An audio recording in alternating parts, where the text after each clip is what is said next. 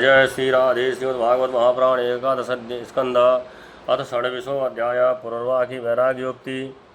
भगवान श्री कृष्ण कहते हैं, उद्धव जी, ये मनुष्य शरीर मेरे स्वरूप ज्ञान की प्राप्ति का, मेरी प्राप्ति का मुख्य साधन है। इसे पाकर जो मनुष्य सच्चे प्रेम से मेरी भक्त करता है, वह अंतःकरण में स्थित मुझ आनंद स्वरूप परमात्मा को प्राप्त हो जाता है। जीवों की सभी योनियाँ, सभी गतियाँ त्रिगुणमयी हैं। जीव ज्ञान निष्ठा के द्वारा उनसे सदा के लिए मुक्त हो जाता है। सत्व रज आदि गुण जो दिख रहे हैं, वे वास्तविक नहीं हैं, माया मात्र हैं। ज्ञान हो जाने के बाद पुरुष उनके बीच में रहने पर भी, उनके द्वारा व्यवहार करने पर भी उनसे बनता नहीं। इसका कारण यह है कि उन गुणों की वास्तविक सत्ता ही नहीं है। साधारण लोगों को इस बात का ध्यान रखना चाहिए कि जो लोग विषयों के सेवन और उदर पोषण में ही लगे हुए हैं, उन असत पुरुषों का संग कभी ना करें, क्योंकि उनका अनुगमन करने वाले पुरुष की वैसी ही दुर्दशा होती है जैसी अंधे के सहारे चलने वाले अंधे की। उसे तो घोर अंधकार में ही भटकना पड़ता है। उद्धव जी, पहले तो परम यशस्वी सम्राट इलानंदन पुरुर्वा उर्वशी के विषय से अत्यंत बेसुध हो गया था। पीछे शोक हट जाने पर उसे बड़ा वैराग्य हुआ और तब उसने ये गाथा गाई। राजा पुरुर्वा नग्न होकर पागल की भांति अपने को छोड़कर भागती हुई उर्वशी के पीछे अत्यंत प्रहल होकर दौड़ने लगा और कहने लगा, देवी निष्ठुर हृदय, थोड़ी देर ठहर जा, भाग मत।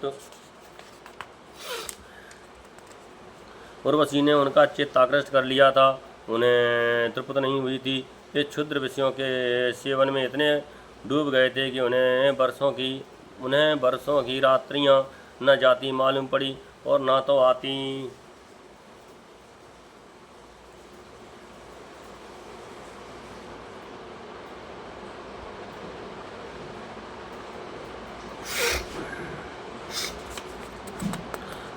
पुररवा ने कहा, हाय हाय, भला मेरी मूढ़ता तो देखो। काम वासना ने मेरे चित्त को कितना कलुषित कर दिया। उर्वशी ने अपनी बाहों से मेरा ऐसा गला पकड़ा कि मैंने आयु के न जाने कितने वर्ष खो दिए। हो, स्मृति की भी एक सीमा होती है। हाय हाय, इसने मुझे लूट लिया। सूर्य अस्त हो या उदित हो, ये भी मैं न जान सका। बड़े खेद की बात है कि बहुत से वर्षों के दिन पर दिन बीतते गए और मुझे मालूम तक न पड़ा।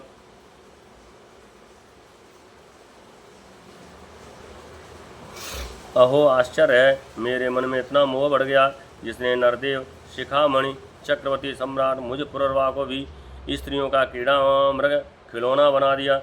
देखो, मैं प्रजा को मर्यादा में रखने वाला सम्राट हूँ, वह मुझे और मेरे राजपाट को तिनके की तरह छोड़कर जाने लगी और मैं पागल होकर नंग धड़ंग रोता बिलखता उस स्त्री के पीछे दौड़ पड़ा।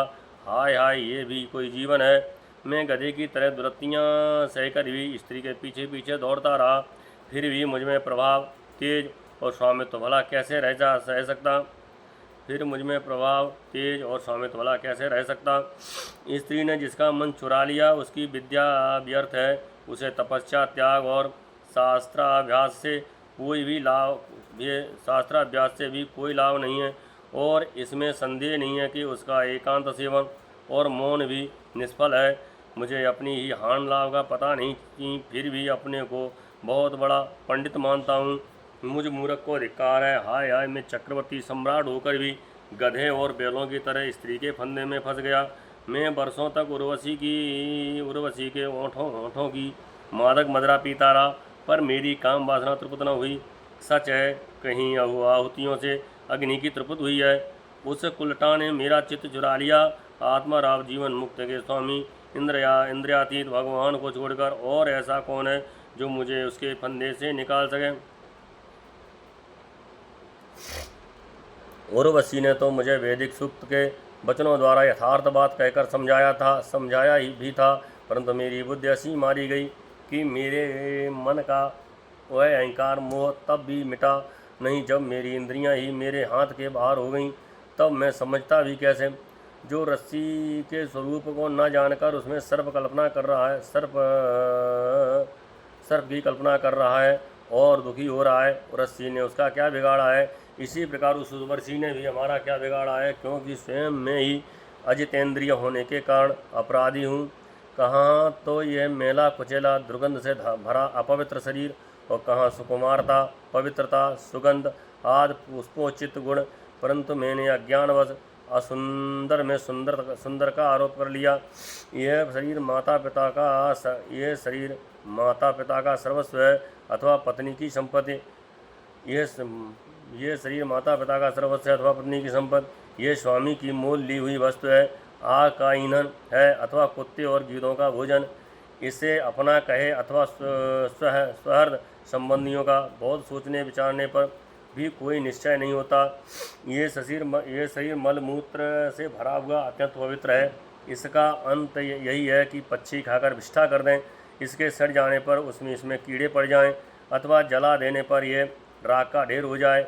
ऐसे शरीर पर लोग लट्टू हो जाते हैं और कहने लगते हैं, यहो इस स्त्री का मुखड़ा कितना सुंदर है, नाक कितनी सुगढ़ है और मंद मंद मुस्कान कितनी मनोहर है। यह शरीर त्वचा, मांस, रुधिर, स्नायु, मेदा, मज्जा और हड्डियों का ढेर है और मल मूत्र तथा पीव से भरा हुआ है। आदि मनुष्य इसमें रमता है तो मल मूत्र के कीड़ों में और उसमें अंतर नहीं कहता। यदि मनुष्य इसमें रमता है तो मल मूत्र के कीड़ों में और उसमें अंतर ही क्या है। इसलिए अपनी भलाई समझने वाले विवेकी मनुष्यों को चाहिए कि स्त्रियों और स्त्री लंपटों पुरुषों का संग न करें।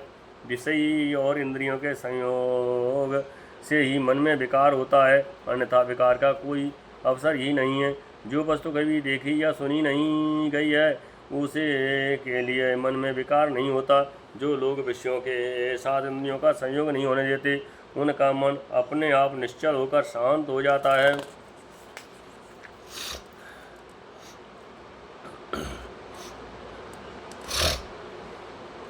अतः वाणी, कान और मन आदि इंद्रियों में से स्त्रियों और स्त्री लंपटों का संग कभी नहीं करना चाहिए।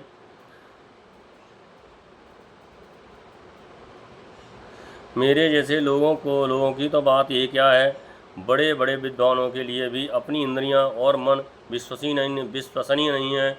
भगवान श्री कृष्ण कहते हैं, उद्धव जी, राजेश्वर पुरवा के मन में जब इस तरह के उद्गार उठने लगे तब उसने उर्वशी लोक का परित्याग कर दिया। अब ज्ञानोदय होने के कारण उसका मोह जाता रहा और उसने अपने हृदय में आत्मस्वरूप से मेरा साक्षात्कार कर लिया और वह शांत भाव में स्थित हो गया। इसलिए बुद्धिमान पुरुष को चाहिए कि पुरवा की बात कुसंग छोड़कर सत्पुरुषों का संग करे। संत पुरुष अपने सदुपदेशों से उसके मन की आसक्ति नष्ट कर देंगे। संत पुरुषों का लक्षण यह है कि उन्हें कभी किसी वस्तु की अपेक्षा नहीं होती। उनका चित्त मुझ में लगा रहता है। उनके हृदय में शांति का अगाध समुद्र लहराता रहता है। वे सदा सर्वदा सर्वत्र सब में सब रूप से स्थित भगवान का ईश्वर दर्शन करते हैं। उनमें अहंकार का लेस भी नहीं होता। फिर ममता की तो संभावना ही क्या है। वे सर्दी, गर्मी, सुख, दुख आदि द्वंद्वों में एक रस रहते हैं तथा वो दिग, मानसिक, शारीरिक और पदार्थ संबंधी किसी प्रकार का भी प्रग्रह नहीं रखते। परम भाग्यवान उद्धव जी, संतों के सौभाग्य की महिमा कौन कहे। उनके पास सदा सर्वदा मेरी लीला कथाएं हुआ करती हैं। मेरी कथाएं मनुष्यों के लिए परम हितकर हैं। जो उनका सेवन करते हैं उनके सारे पाप तपों को धो डालती हैं।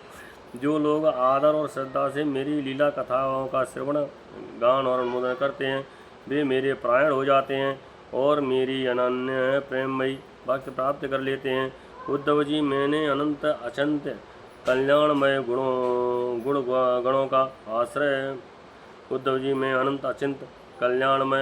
का आश्रय हूँ। मेरा स्वरूप है केवल आनंद, केवल अनुभव, विशुद्ध आत्मा। मैं साक्षात परम ब्रह्म हूँ।